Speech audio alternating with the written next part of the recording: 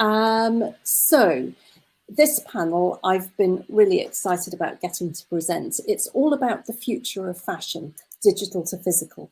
And I'll introduce her in a minute, but we even have somebody wearing digital earrings. How cool is that? So just a reminder that you can join us in Decentraland as well. We have POAPs, you can enter a draw, just hang out with other people in Decentraland. So join us there if you can. Wherever you're joining us from, welcome to Crowdcast and welcome to Decentraland.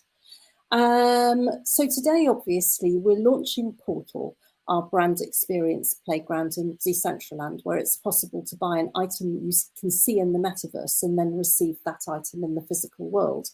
And to talk about this brave new world of digital fashion, we have joining us from all over the world some great names from the fashion world.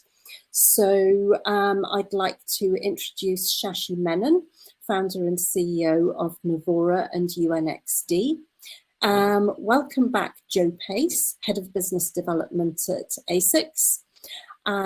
Megan Kaspar, who is from RedDAO. Anya Ayoung-Chee, founder and creative director of WYLD, and Diana Lee, director of research and analysis at the Business of Fashion. We've got so much to get through. So I'm going to ask each of the panelists specific questions relating to how they're operating in this new world, and then we'll open it up to have a chat later on. As ever, if you have questions, put them in the chat box and we'll see if we can get to them.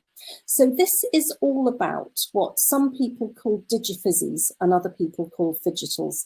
I'm not happy with either term. I'm sure at some point it'll all just become fashion. This is one of the big changes in fashion that fashion brands and people in fashion media are getting to grips with. But some, like our panelists, are doing more than getting to grips with it. They're actually racing ahead of the rest of the world and making history. So first question to Shashi. Obviously, you've been right at the cutting edge. UNXD actually created Dolce & Gabbana's debut NFT collection. And this digital physical thing for luxury brands. What's actually in it for the brands? What's your experience of it been? And what does this mean for our future shopping experiences? Cool, thanks for having me. It's great to be here. I think for brands operating at the intersection of the digital and physical world is an opportunity for them to extend their footprints in an authentic and incremental way while still finding a way to preserve what has made them special for so long. So specifically looking at the luxury world, luxury brands have historically thrived based on physical artistry and physical craftsmanship. Which is also among the reasons why they're so highly desired. And for the heritage brands in the luxury space, that physicality is a really critical factor, not necessarily for every single product or release, but conceptually. And I think for consumers who are entering the digital world or the metaverse for the first time, it also provides context because in attaching a physical product or experience to a digital one, the entire stack resembles something that consumers already place value on in the real world. So if you're a consumer or a fan of fashion or luxury fashion, what you've historically valued is the physical artistry and the physical craftsmanship. So it's actually a really good on-ramp to get people into the space. In terms of the future, I think it's natural that commerce will continue to flow where audience and attention aggregates. And this trajectory has already played out with the growth of Web 2 commerce and social commerce. And as audiences grew on the internet and on social, commerce naturally followed. But for us at UNXD, we really love the physical worlds, and I'm a very, very big believer in it. And I don't think that the world or the digital experiences and physical experiences I don't think the world or commerce or even experiences go entirely digital. I don't see them as mutually exclusive. There are things that you can do in the physical world that you can't do in the digital world. That should be embraced. Conversely, there are things that you can do in the digital world that you can't do in the physical world, and that should be embraced. But we consider it a far more interesting and far more additive experience when you lean into both. And I think with what we did with the Collezione Genesi drop from Dolce & Gabbana, we really showed how it's possible to do that and what the appetite is for this intersection, both from the brand side and for collectors. So for us, that's kind of where we're leaning into, and that's where we think more will happen. Amazing. And we're going to stick with the theme of the D&G collection and move on to Megan. And maybe you can explain the connection in a minute. So Red DAO was spun out of Flamingo, and suddenly you've emerged as this major player in the fashion NFT space. So maybe you'd like to tell us a little bit about how it happened and about the value proposition that Shashi's just been talking about for luxury NFTs, as well as obviously mentioning your amazing digital earrings. Yes. So like you said, Red DAO was incubated by Flamingo. So a lot of the Flamingo members from that DAO are also in Red. Red DAO also consists of many different people with crypto and or fashion backgrounds. And sort of our inaugural purchase were 3 pieces from the Dolce & Gabbana drop. One of those pieces was the Doge crown. Still to date, this is the most expensive fashion NFT that exists. So it's really exciting that we own it. And it's cool because the name coincides with the Doge protocol. So there's that sort of link and bridge, but it really, to us, it symbolizes and memorializes a moment in time where high-end luxury brands are going to be entering this space.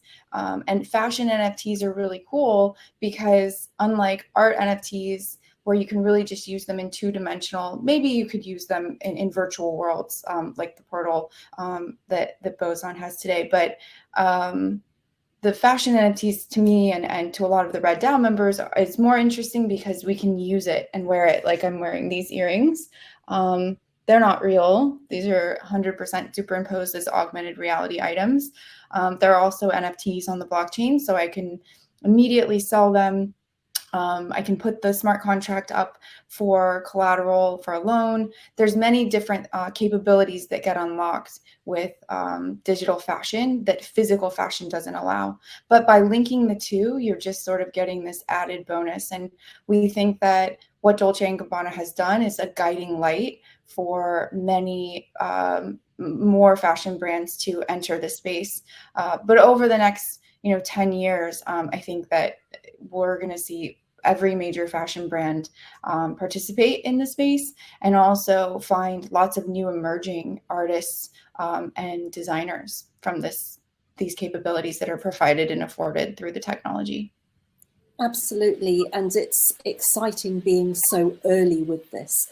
And obviously, speaking of being early, ASICS have been real forerunners in the space in terms of offering digital wearables and so on. And obviously, at Web Summit the week before last, we worked with ASICS to offer these exclusive trainers or sneakers, depending on where you are in the world, that I'm going to ask Joe to say something about.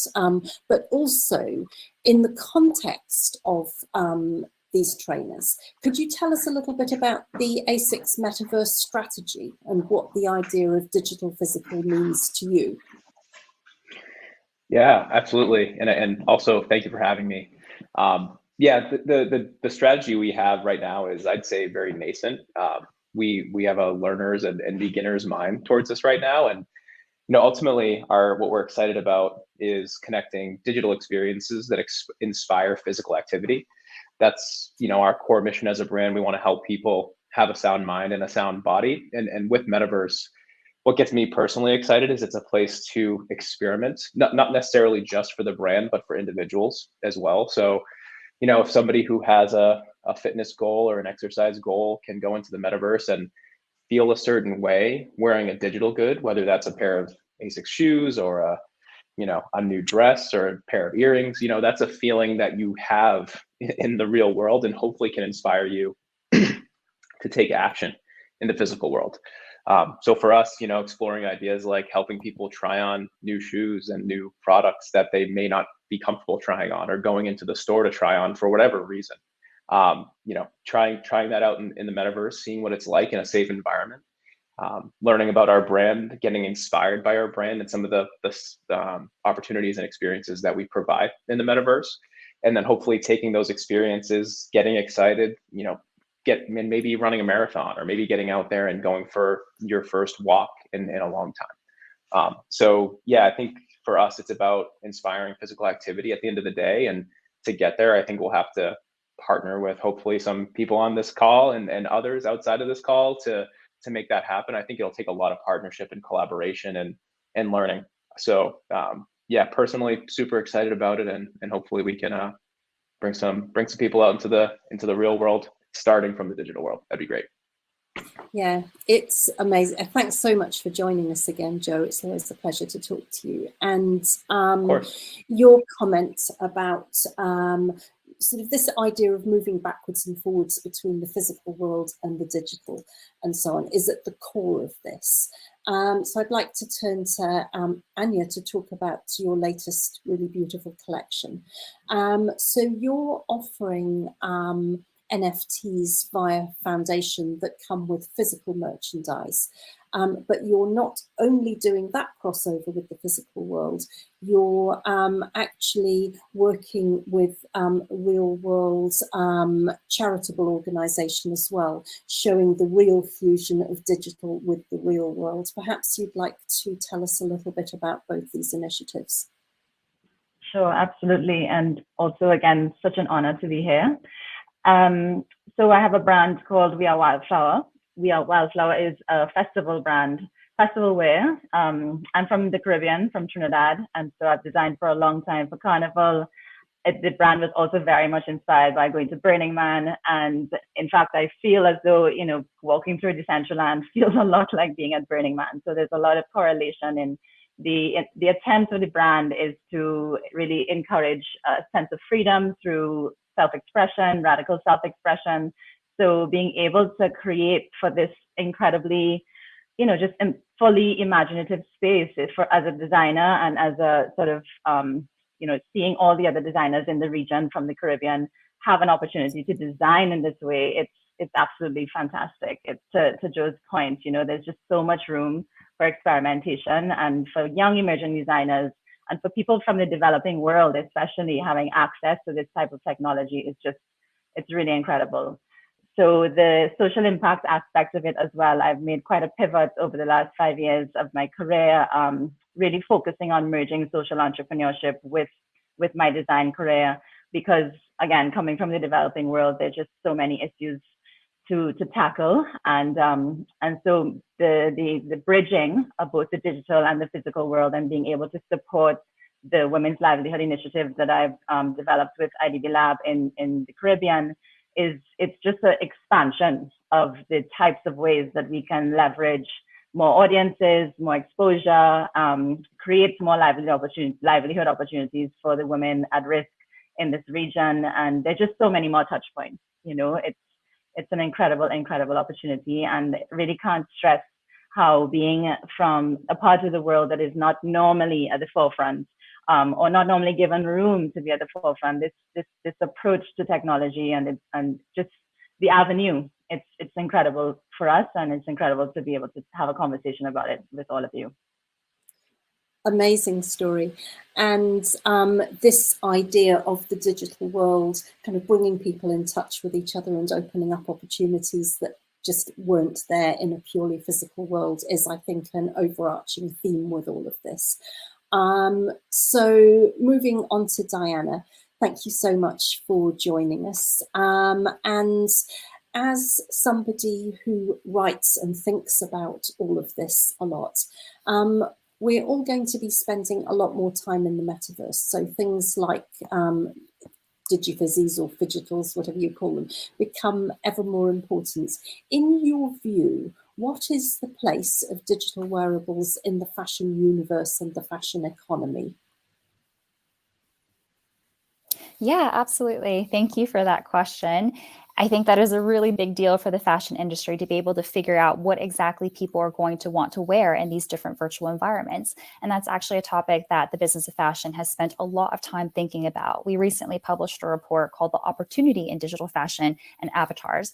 And we did a lot of different proprietary surveys. And in one of our findings is that we surveyed a representative sample of the US, aged from Gen Z to Gen X, and we asked them about digital identity. And obviously digital identity can be very complex because people can have different identities depending upon the occasion and the mood, as well as what environment with which they're interacting with. And what we learned from the general use population is that 70% of people already say that this concept is somewhat to very important to them. And what you were just saying about how there's this kind of tendency of society to be moving more and more online. So as that happens, digital identity is only going to become more important, not less important. And this is really the opportunity at hand for the fashion industry, because the fashion industry, through digital fashion and wearables, has the opportunity to help those consumers actually express themselves and make a statement, and also show belonging with different social tribes. So these are the very high level sort of philosophical aspects that fashion can help people with.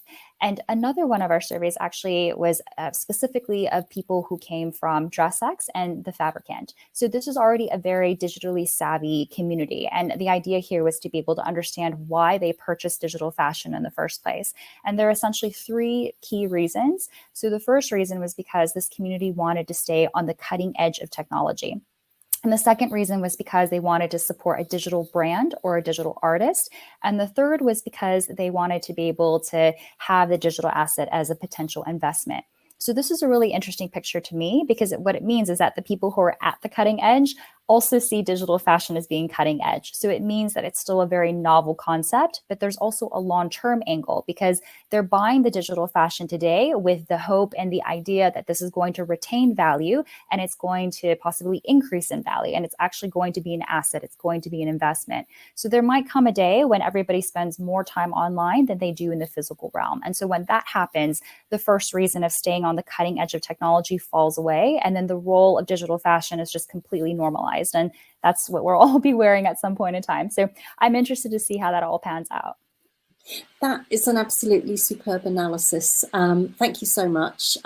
There's just so much to unpack in there. But I'd like to pick up on your last point about normalization. And I'd like to open this question up to all of you, so just feel free to jump in. I'm curious about timescales, because when we were chatting in the green room before, we were talking about how community demand is effectively driving this, so that, for example, platforms that don't allow people to wear digital earrings and so on are going to fall behind those where you can actually use your snap filters and so on. So when do people think that this will become mainstream, in terms of months, years, decades, whatever? It's my impression that things are already moving quite quickly, but I'm not a fashion specialist like you people. So how quickly can especially the larger brands and corporations adapt to this and meet the demand? Anyone can jump into this one. If I could just add a little bit more in terms of what we found in our report findings. We also interviewed a lot of different experts who work directly in the fashion industry. And one interview particularly struck me, because the prediction was that in less than 10 years, what we're going to see is that 15% of collections are going to be digital first. So that sounds really punchy, right? Less than 10 years and 15% of fashion. But I think there is potential in that. And the reason being is, I completely agree that the fashion industry has been relatively quick to embrace digital assets. And this is very much in contrast to the historical behavior, where generally, when you think back to the advent of e-commerce and mobile commerce and social media, that really wasn't the case for engagement, where the fashion industry was a bit hesitant and reluctant because they thought they couldn't replicate that kind of high touch experience in a digital environment. And that's obviously not proven to be the case. And I think what's happening now is that the fashion industry is essentially saying that they don't want to repeat the same mistakes. And this is why they're really jumping on that bandwagon and really experimenting now. Interesting. Saying within 10 years as well. That sounds very soon. What do other people think about this? I'll jump in real quick. So the way that we sort of see it and have a thesis around it is that the driving moment will be when the smartphone gets disrupted by a near eye wearable. So probably a device that's sort of a glass, like glasses that you're wearing, and that allows interaction with augmented reality. And just like I'm wearing these earrings now, I can use them on, Crowdcast and Zoom, Skype, and then also on my mobile device. But that's really the only time so there's that gap between wearing it all day. So when we have these glasses, I think that's really going to be the pivotal moment. And we anticipate that in the next 2 to 3 years, really having a viable product that's global and that will facilitate and support the use of augmented reality. And that's where we believe the proliferation of fashion NFTs will come from. That's a really interesting parallel, this idea of social media only really taking off when mobile technology happens. And as you say, it's only going to take one technological advance and everything's going to come about really quickly. Other views on this? Yeah, I think the adoption S-curve will apply here. There are naturally just going to be some brands that are much more willing to dive in experimentally. And as Diana said, I think there is more willingness generally than there was before, out of fear to not get left behind. But the fashion industry, and specifically the luxury industry, is just generally quite risk averse and a little bit thoughtful about adopting new technologies. I think in our case, we were really fortunate that our first experiment with a brand like Dolce & Gabbana was so historically successful, because I think that ends up being a catalyst to other brands wanting to enter, because they see that there's a successful blueprint that they might be able to follow. Whereas if we just massively failed, I think it would have set people back. Congratulations on such a successful drop. Joe, maybe you'd like to jump in here. Yeah, totally. I think I couldn't, Georgie wants to come up and say hi again. I'm not going to let him this time. I would say, we haven't thought as much about speed or timing as much as we've thought about just quality. And I think quality of experience and quality of, what we're actually building in the digital products that we're creating will have a huge impact on the speed at which user adoption comes into the space. And I think if these earliest projects are rushed and they're maybe launched with, maybe not the best intentions, I think that could maybe scare more of the general population and also scare other brands from jumping in. And so, our focus at the moment, personally, and or not personally, from speaking for ASICS, we're trying to do things really thoughtfully, and we're trying to do things really well to start, and maybe with a smaller scope, with the intention that getting those first steps right should hopefully lead to more user adoption over time, and ultimately getting that flywheel going and be able to move faster and faster. So I think just overall, I'd say quality over quantity to start. That's interesting, because you and Shashi have obviously just made the same points from different perspectives, that the success of these early initiatives is probably more important than just, rushing things out. And anyone who's worked in a technology project understands that, the implications of rush launching something. Moving to Anya, you, in a sense, although you have a beautiful brand, you're coming at it without the pressures of existing large corporation on your shoulders.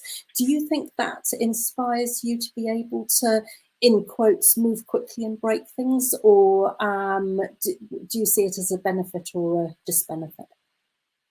No, absolutely. You nailed it. I think that it's really quite exciting to, again, have the space to experiment. And I think, to Joe's point, less about figuring out, how long it may take, but really giving room for, in our case, micro communities to jump in and try things out, and, not be afraid to fail. As a female, designer from a small part of the world, I have a lot of imposter syndrome about these things, not really knowing how much I don't know is very overwhelming.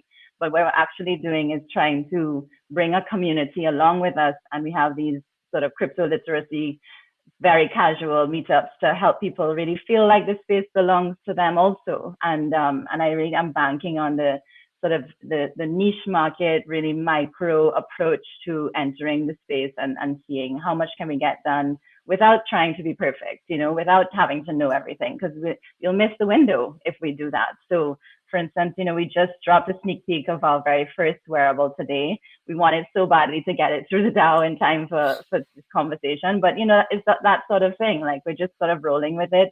I have incredible collaborators. Creative Labs is a small company from the Caribbean that we're bringing as many of us on board as we can. And I think that spirit of collaboration, that willingness to try things out, that willingness to fail along the way, from a smaller brand perspective, it's easier to do, I think, than a larger brand. And it's very exciting to come from this angle. So yes, I think that adoption for us is definitely going to be how successfully can we merge the physical and digital experience. And from a festival standpoint, we're kind of lucky that being able to embed really imaginative, experimental, cutting edge things even into real life physical experiences is expected.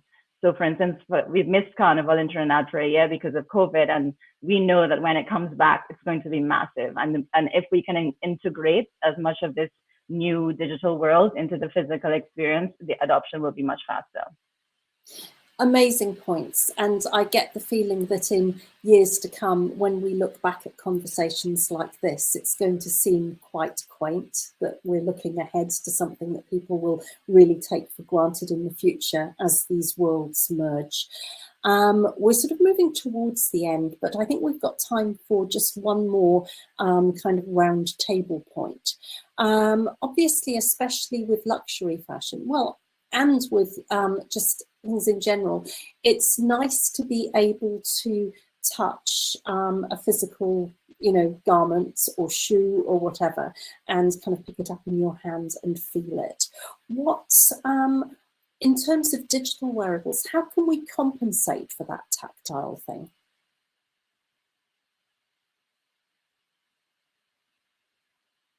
Any takers? Difficult question. I mean, for me, I think the use case is different. Like for digital, I think we're really going after self-expression in some kind of creative use case, a little bit of identity setting, more so than just the tactical piece or the tangible piece. And that's inherent in the physical world as well. Like, people wear physical fashion not just because they like the physicality, but also because it has some kind of identity setting goal for them. So I think that's the aspect that translates most directly into the digital space. Okay, we've got time for one or two more people to jump in with this. We can't replicate the tactile experience. What are the added factors? I don't think we need to replicate the tactile experience because that's in the physical world. In the digital world, we're experiencing different things. And, you know, with digital items, it unlocks capabilities that we don't have with physical. So just how like these are moving now, imagine I'm wearing something that's animated, and the animation itself provides a new layer that physical items don't, right? Like, my physical clothing isn't animated, but my digital clothing could be. So I think that it doesn't have to be the exact same, and the metaverse world that we're moving into is not a carbon copy of the physical world. So all of the attributes that we have in the physical still remain intact, and then we get this whole new experiential, immersive environment that we can interact with and experience different things. Yeah, I mean, yeah, sorry, go ahead. No, sorry. I'm excited about this piece of it too, because I think that, you know, thinking about when I was a little girl trying to figure out how to express myself, and there's so much more barriers in the real world about identity. And I think that being able to experiment with identity in this new space it's just fascinating and it's liberating. And if we're willing, I think, to jump in from that angle and use the digital experience to give just a little more angle to like how we see each other and how we see ourselves, that part to me is really, really incredible. It's interesting how much people are echoing each other's thoughts. I mean, I'd encourage people to go to dig into Boson Twitter and have a look at the interview we did with Joe and with Justin Bannon a couple of weeks ago, because Joe, you talked a lot about identity then, and I think it's such a important point. And as well, you get to see us being avatars in Decentraland and generally jumping around and so on. And what you said, Megan, too resonates with me, because Ouroboros, who of course we're presenting some of their items in Portal, when we've talked to them before, they talk about being able to do impossible things in the metaverse, like dresses made of fire or ice and things like that, that you can't actually have in the real world. So maybe we, as you say, we don't try to replicate the tactile experience. We just do something completely different. We also have, have the ability to change. Like, imagine, you know, I could change my earrings, and I have other things. Like, I could change this stuff multiple times throughout the interview, right? So in our environment, in our worlds, we're going to be able to customize our identity multiple times. So I think that'll also bring, in gaming, there's this concept of play to earn. I think in fashion, we'll see a concept called wear to earn, where brands are going to incentivize people to keep their items on longer, because you're going to be able to flip and change your items so many times. And, you know, you'll have maybe like a digital wallet that's a digital closet. And you look at your physical closet now, but the digital closet can be 10 or 100 times larger with more items, because it's not taking up physical space. So I think all of these like nuances and factors are also going to be taken into consideration, and people will create really cool things out of the digital capabilities that are afforded. This is such an amazing conversation. I think we could go on for an hour at least. We seem to have lost Diana, unfortunately. But I was just having a look at the questions. I don't think we've really got time for questions, but the question that most people are asking are about your earrings, Megan. You really seem to have made an impact. Yeah, people want me to shake my ear. Yeah, they move. Usually when I'm on calls, I'll have them and I won't say anything, and people think they're real until I point them out. But yeah, I wore them on TV about a month ago. So I was the first person to wear NFT fashion on live television, which is pretty cool. And the host didn't know either. So it's like, that is really cool. Really cool.